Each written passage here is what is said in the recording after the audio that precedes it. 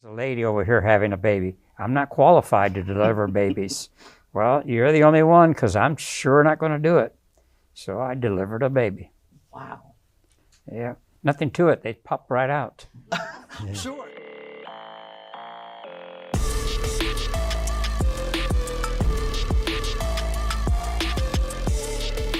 Hello and welcome to On the Grid. My name is EJ Moreno, and on this show, we spotlight people who make the Tampa Bay area even better. But this group today, we have someone who made the whole country better.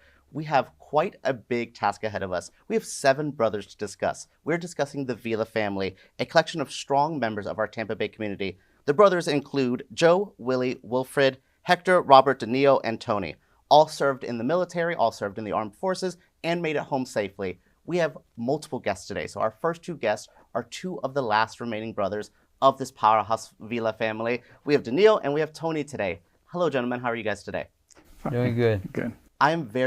Just doing the research on your family, these brothers, this amazing impact you've had on the Tampa Bay community. I'm amazed. It's insane to think of just, I was joking earlier, I'm an only child. So to see this brothers of just 7, not including the sisters as well.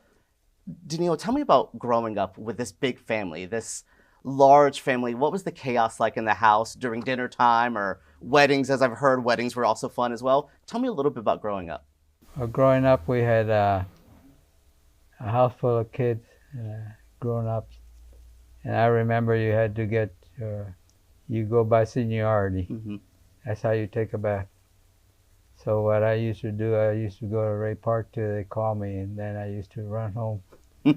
Ray Park was right around the corner from good times. Yeah, I mean, that kind of what we were talking about, Tony, earlier, of just these staying out of the way sometimes as the younger brothers might have been a little bit easier. Tell me about it as well growing up. What were some of your memories of hanging out in West Tampa, which is such a big part of all of us? You weren't allowed inside the house.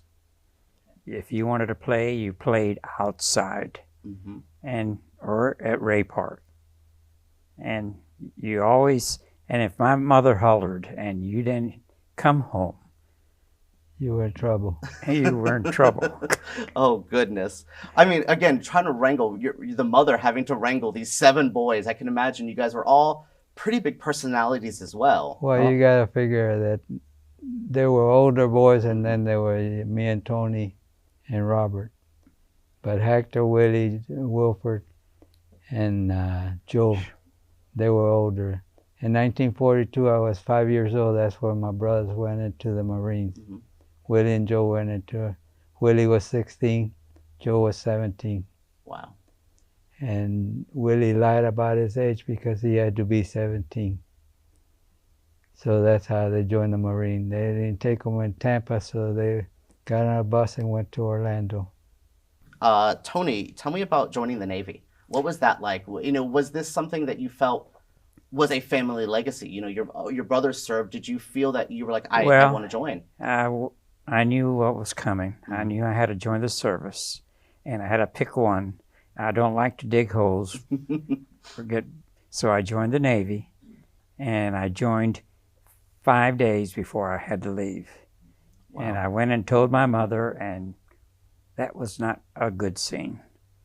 She didn't want me to go. You don't have to go. Your brothers have all served. You don't have to do anything. They've served for you. Mm-hmm. I said, yes, Mother, I understand, but I'll see you in about 3 or 4 or 5, probably a month. Wow. She cried. I mean, I can only imagine that. I mean, one, I'm terrified of boats, so I give you credit for choosing the Navy out of any of them. I don't know if that would have been my choice. I would have probably been digging holes because I don't know about being on a boat for that long. Well, I tell you what, it's wonderful. Really? They feed you. Mm-hmm. You don't have to do anything. And I was a medic, a corpsman, so I didn't have to do anything. The only thing I had to do was make sure I gave everybody their shots, their injections for the area we were going in. Because around the world is not safe. Yeah. There's a lot of people that are sick, and you can catch anything. Mm-hmm. And I had to make sure that they didn't catch anything. And the chief, of course, he was a chief. He was in charge. He didn't do anything. He just said, it's your office. You need help, call me. I did call him. I said, listen, I've got a guy here with a split forehead. He says, what do you want me to do? I'm not going to sew it for you. You sew it. I've never sewn anybody up. Get your Merck manual out, read up on it, and sew them up. So an hour and a half later, I had put stitches on them. I mean, I feel like growing up in your family probably prepared you for that. You had such a crazy life, but maybe not even. Maybe you weren't even prepared for that. No, I went to a core school up at Great Lakes, Illinois. Oh, wow. And they taught me most of the stuff. They didn't teach me how to deliver babies. But you get out there in the field, and all of a sudden this guy comes over and he says, Doc, which is what they call you. Yes, there's a lady over here having a baby. I'm not qualified to deliver babies. Well, you're the only one, because I'm sure not going to do it. So I delivered a baby. Wow. Yeah, nothing to it. They pop right out. Sure, yes, I'm sure that is exactly how all of that would They go. pop right out. The hard part is cleaning up. Tony, I did not expect you to make me laugh like that today, but thank you. That's the hardest part. You got to clean them up. And then this little Vietnamese young lady, about that high, she just got up and walked away with her baby. Look what you were able to do that for somebody, though. I've never done it before. And probably never again after either. So no, I delivered 3 or 4 more. Wow. Tony, my goodness, that is not what I thought our story would go to. No. Denio, let's talk about the Army a little bit as well. Right. So you were the other end. You were like, I'm not going on the boat. I'm digging the ditches. I'm digging the ditches. So what I did, I was a medical corpsman, Mm-hmm. and then I went 4 more months and became a medical specialist. Then we used to go like 2 weeks training. After you got out of the service, we went to Fort Benning 1 year. I went to Fort Gordon the next year. I used to give EKGs. Wow. That's what I did in the service. So you both have that medical background. That's interesting. Of like both. Was that anything even growing up that you thought that would be where you would end up? No, I was a cabinet maker for years and years. Wow. Held my own cabinet shop when I got out. But that's what they wanted me to do, and that's what they sent me to school. I went to Fort Sam Houston Mm-hmm. in Texas, and then I went from Fort Sam Houston. I was there 6 months. I went to Fort Hood. I stayed there the rest of my time in the service, 2 years. That's just amazing. Tony, what did you do after, you get home, you're back to a normal-ish life, I can only imagine, again, with as crazy as it was, and your family, what was it like? What was your at-home afterlife like? Well, my sisters were there still. And I found a job, worked for my father-in-law at the cabinet shop. I used to clean up and stuff like that, and I learned how. Then I married the boss's daughter, thinking I was going to have it made, which I didn't. Sometimes that gives you more work than you Yes. expect, yes. But, and we were married and lived happily until she passed away. I love the touching it. Your family seems to be such a loving family. I think that's something I've noticed speaking to every one of you is the love and the respect your family had for everyone else, but also each other. I'll talk to Martha about this later in our other segment, but tell me a little bit about Hector and this spokesman role that he ended up doing. Hector had a dream when it was around 2000, 2001. It's when the park got started. Mm-hmm. He talked to city representative about renaming West Tampa Heights Park to Vila Brothers Park. Mm. So they had to go to the council and approve it. And they approved it, and then we had a 2002, I think it was, July 2002. Yeah, I believe it was 2005 when it was named, 2005. right? And then 2005. yes, and then was what 2023? July the 2nd, 2005. Wow. Right. That's when they dedicated the park. And then they made a monument with the 7 Vila brothers. I don't know if you've seen it yet. I have seen it. It's a big monument over there. It was made by Tampa Town Teresa. Oh, which wow. was run by Wilford Ramus. That is amazing. And, to touch on that, Tony, tell me a little bit about, was your brother always like this? Was Hector always the one that was such a Hector was strong, always on the go. yeah. He always had projects, and I stayed away from him as much as I could. Because being the youngest, you get told what to do. And the service was very good at telling you what to do. Yeah. So I fit right in when I went into service. But my mother didn't want me to go. Like I said it, she cried. But, all of them served, so I got on my high horse and went into the service. We served from 1942 to Desert Storm 1991, I think it was. Desert Storm. 50 years of service. That is, you've seen so much. He stayed in for 20 years. I get a pension from him. I get paid not to do anything now. I mean, you did a lot to get to that point. You delivered 24 how many babies? Come on, my friend. Like, you've earned that pension, I think. Well, that was an easy job. You're like, that was the easy part of things. Yes, bending up people, sewing people, those were not things I ever imagined to do. And what you saw, I'm sure, it's a lot of, That's the hard part. Seeing your friends fall down with blood all over themselves, and you got to patch them up. You got to dig in and. I love that your family instilled that in you guys. Though I know that you learned these things later, but I feel like that's something in you. Not everyone has that in them. Even if you learn something from the military, not everyone has that ability. And I just think the Vila family was very strong, it seems, in helping people. When Willie came back from, I guess, boot camp, he used to wear the Marine hat that looked like a cowboy hat. And I was 5 years old. I had my hand here. I got a picture of it, 1942. That is amazing. Again, just having all of this documented, these photos, all these stories we're being able to create it. Not every family gets that. And I think that your family's very lucky. The day I told my mother I was leaving, she said, "You don't have to go." I already knew that I had to go. It's part of what all my brothers did, and I have to follow in their footsteps. It was embedded. I embedded it myself into my own mind. And then I made a project out of it. They pay me not to do anything now. I mean, I get a pension from them now. I mean, it's just amazing that what you were able to do here and then after. I really love what your family has done, and I love that you both are just so honest about it. I mean, again, the good and the bad of it. You guys just seem to really accept that was what it was. That's what it was. That's what you had to do, and you better do it. Because I talked to a telephone pole one time for 2 o'clock in the morning.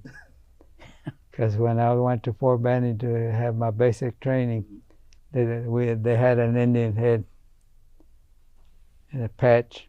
Yeah. And the guy said, "Hey, Private, how you doing?" I said, "Pretty good, Chief." He called me back. He says, "Do I look like an Indian chief to you?" I said, "No." He says, "I'm going to teach you that call me Sergeant." So I talked to a telephone pole till 2 o'clock in the morning. Then I went to bed. Again, the stories that you guys have. This 15 minutes isn't enough to get all these stories out of you guys. Never. Oh my goodness. I want to say thank you all for sitting down with me. I mean, having 2 of the Vila brothers with us still and being able to share the story. I want to thank you guys for joining us today. And we have more stories to tell. And I'm sure, hopefully, maybe later on very soon, we can continue this because I need more from you too. I have more laughs that I think I could have with you guys, hearing about all your wild, funny stories. So I'm going to say thank you so much. You're welcome. Thank you, guys. You're welcome. And tune in for our next segment where we have Martha and Nancy being able to tell their side of the story as well. Hello and welcome back to On the Grid. I'm EJ Moreno, and I am so excited to have 2 more members of the Vila family with me. We have Nancy and we have Martha. Martha, thank you so much for joining me. You're welcome. And Nancy, I'm so happy to have you here. It's an honor to be able to speak with this whole family. I'm impressed by all of you. Martha, I know you wanted to read a little something, a passage, if you wanted to start off with that. Then we can get right into my questions, okay? I think it was well said when Hector told me that he wanted to talk to me. But what he wrote down, what we wrote down together, was the reality of my dream. I, Hector Vila, have done many crazy and some fruitful things in my lifetime, but most of all, I have always carried a lot of pride for the family to which I am a part of.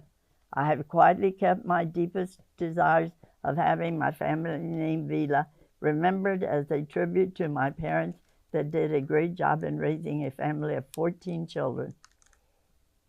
Our values leave no room for criticism. Although our name is not etched in the book of Who's Who, I hope to leave a heritage for our family that will bring pride to the remembrance of me and the family. I have worked diligently to make this dream come true, and it now appears that our family name may very well be etched in stone or wood for our children, grandchildren, and for generations to come. I am proud to be a Vila, and I thank God for my mother, who was my hero, for the pride she instilled in me to be passed on to the family for generations to come. Thank you for sharing that. I want to add Vila to my last name. I want to be Moreno Vila at the end of this because it's just, the family here is just amazing. Martha, tell me about meeting the family. Tell me about when you first met Hector and just coming into this family with not as many brothers as first, but then that ended up growing and growing. I had a brother and a sister. I met Hector at a recreation center for a dance session that the community used to put on. And I liked him from the beginning. I liked to dance and he liked to dance, so we did well. Well, what I found about Hector was, he said, I'm going to call you again. And I said, oh, this is a guy, he's not going to call me again, you know. But lo and behold, the next day the phone rang and he said, where will you be tonight? Oh. And I remember he borrowed a car from one of his brothers, and he came to where I was just simply to say hello. But it was the impression he made on me that he kept his word. And he's kept his word with everything else, and with the love that he has for his family, never stopped for one single minute. And today we sit here in this place to tell the story that he imagined in his dreams, that his dream is a reality. I love that Hector had that foresight. I talked about it earlier. Not many families get to document and have this legacy etched in stone. And I mean, it's not just Hector, it's all of the brothers. You know, we talked to Denio and Tony today, and we have your father, Willie Vila. Tell me a little bit about Willie. What do you remember about your father, and again, this very expansive family you were born into? Well, my father was the second oldest, and he enlisted in the Marines in 41, and I wasn't born till 48. So all I have are stories that he told me about his time in the Marines. He was so loyal to his country. I know he and Joe Vila, the oldest, they went to enlist, and this is a famous family story. He was only 17, and you had to be 18. So they lied, and so he could get into the Marines, and they were in the 1st Marine Division, the first one. They had basic training in the United States, Camp Lejeune. Yeah, they were shipped to Guadalcanal. They were the 2nd Marine Division to get there. Wow. And they were supposed to take the airport from the Japanese. And he's just a very proud American. And until the day he died, he was a wonderful Marine and a man who loved his country. And all his brothers did. Yes. The family, I think that's one word I can describe the family with. It's prideful. This family seems very prideful of being American, of being their family as well. And I'm happy you were born into such a loving family as well, a family that seems to embrace so much. Martha, tell me about when Hector started to come up with the idea of wanting the park named after. You know, when did this start? When did he start speaking of being like, I want this memorialized, I want my family legacy? Well, we were always very adventurous. We ventured into teen dances, we did a restaurant, we did catering. Every time he got an idea on his head, we went ahead and tried it out. But he said to me, sit down, I I want to talk to you one night. And I sat down. He says, you know how proud I am of my family, and especially of my brothers. He says, I love my brothers dearly, and I'm so proud of them. I want to do something that will stay for generations to come, to be an example for our children, grandchildren, and great-grandchildren. And so he said, I want to see about having a park named after him. So we walked very proudly into the city council meeting with his briefcase and his little story that we had gathered from all the brothers at hand, and he presented it to the city council, and the city council right away approved of it. And that was the birth of the starting of the Vila Brothers story in their park. And he figured the park would be a good tie for them because they lived next to Ray Park. Yes. And they called Ray Park, the mother used to call it the playpen for the children. Yeah. Because the children could go to the park all day, be safe, and just come home at the time they were scheduled to come home to. So he felt real proud of that. So when he saw the Armory Gardens in the park that was available, he asked it to be named the Vila Brothers Park. I'm happy he had that foresight, that idea to do all it. by himself. And it seems like even Willie, though, is writing these stories down for you. Was your dad a storyteller? Was he, again, meeting Tony and Denio, storytelling, meeting Martha? Storytelling seems to be a big part of your legacy. Was he always filled with stories? Always. He always had a really good war story, and also family stories, and it was so close, the family, and it took place. There were 14 of them, 7 sisters and 7. So it took a long time, and none of them were twins. So they were a close family. And when my dad was coming back home, back then in 1940, no one knew he was coming home. His parent, however, and he said he got off the streetcar in West Tampa, and there he saw his brother Tony. Chacho playing in Ray Park, and that's how it started. And then he went home, and Tony and I believe that 2 of the sisters were born while he was gone. Wow.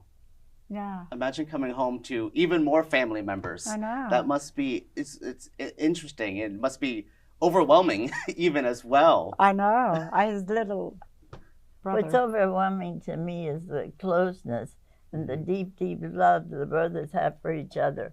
One of the things that had always impressed me was when they were together, they all had names, of course, but they never used their names.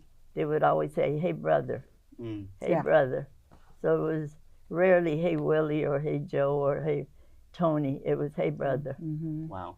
And they were so united in their love for this country that they gathered, and the ages were about 70-some, and they all agreed that they would do war for this country again, even at that age. And even to the effect that it had on the Vila matriarch, the mother of this. I mean, she even refused to eat bread at one point. Tell me a little bit about that story. For a period there, we would go to the Burger King, buy a hamburger. We'd bring home a hamburger to her. She'd take the bread out, eat the meat, and throw the bread away. It just, I mean, her love for that, just giving away something to be able to just the have Cuban bread, especially. Oh, I mean, I can't live without my pressed Cuban toast. Like that and my café con leche. Like those are stuff we need. That this is crucial to me, especially again growing up in West Tampa. I would go to La Teresita. You know the area. You know how it is, and I really am impressed that the whole family, again, the love that was there. It's amazing. Not every family gets to have that deep of love. Nancy, tell me just a little bit about what was something that you remember about the brothers growing up? You know, just a specific memory. Well, I only heard stories. Stories, yes. Because I wasn't born yet. Yes. But I never. It was always family. If your mother had to go to the hospital or something, you stayed with your grandmother. I never ever in my whole life had a babysitter. No. It was always my Aunt Martha. It was always my grandparents. It was just family. They lived on Palmetto. Right across the street was my other grandparents. So there was a whole community there. Wow. Albany and Palmetto, right in that area there in West Tampa.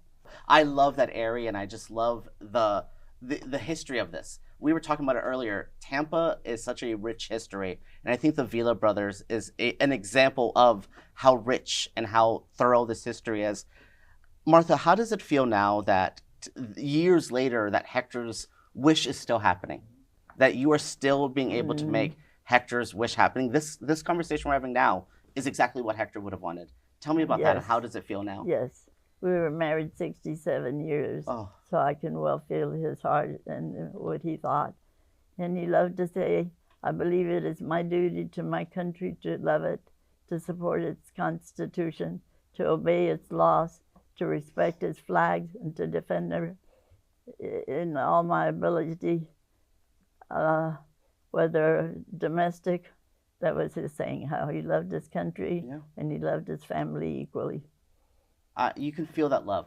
Just meeting the family members I've met today, this is such a loving community, and I will continue to say I'm amazed that everything was documented, that we have this. Not every family is able to have this and share this. So Martha, for being the person who's keeping this afloat as well, who is, I having a meeting with them, Martha's telling me everything as well, and I just love that you are able to bring that legacy. So I want to say thank you for keeping that Vila family legacy going as well. This could have been lost to time and to history, and you're making sure that doesn't happen. So I really want to say thank you for that. I promised him I'd see it to the end, and I'm trying to keep that promise with God's help. Well, we are going to make sure that is still happening for you, and I want to say thank you to both of you for speaking with me today and just having this time to say it. Martha, is there anything else you wanted to say before we're able to wrap this up?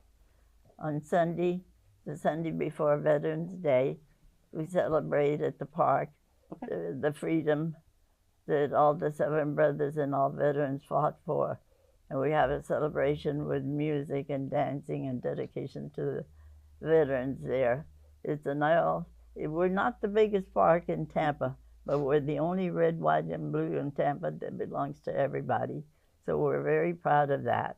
And you can come and join us celebrate every year. This year, it'll be November the 8th, 11 o'clock in the morning, and we invite everybody to join us for a fantastic day of freedom at the park. Again, the continued legacy, every year we get to celebrate the Vila family at the park. So do you know where the park is? So if anyone who's watching, where can they find the park? The park is at 700 North Armenia Avenue. Perfect. I cannot wait to go see it again. I have not been to that area in a long time, and I think it is time, and I will definitely love to see you guys for that Veterans Day wonderful service, and hopefully, Martha, you owe me a dance. I know you and Hector like to dance. I would like a dance with you one day, Martha. You got it. Thank you. Wear your red, white, and blue. I look great in red, white, and blue, so thank you. Thank you. I thank you. I thank God for the ability He gave me to meet this wonderful family, to share in the love that we have for each other. And we'll see Hector's dream become a reality for the world to see. Well, thank you so much for that. It's beautiful. Nancy, thank you for joining me. Martha, thank you for joining me. And I want to say thank you all for tuning into this episode and talking with us and just getting a small part of the Vila family legacy. We have a 30-minute show. There's still much more we could have done here, and so many more stories and so many more brothers to spotlight as well. So I want to say thank you, and please do your own research. The Library of Congress has a book with the Vila brothers in it. This is a legacy to Tampa. So I want to say thank you all for watching and being part of keeping Hector's idea and his dream alive. So thank you all for watching today. Thank you to the Vila family for joining us, and thank you guys so much today. Okay? Thank you.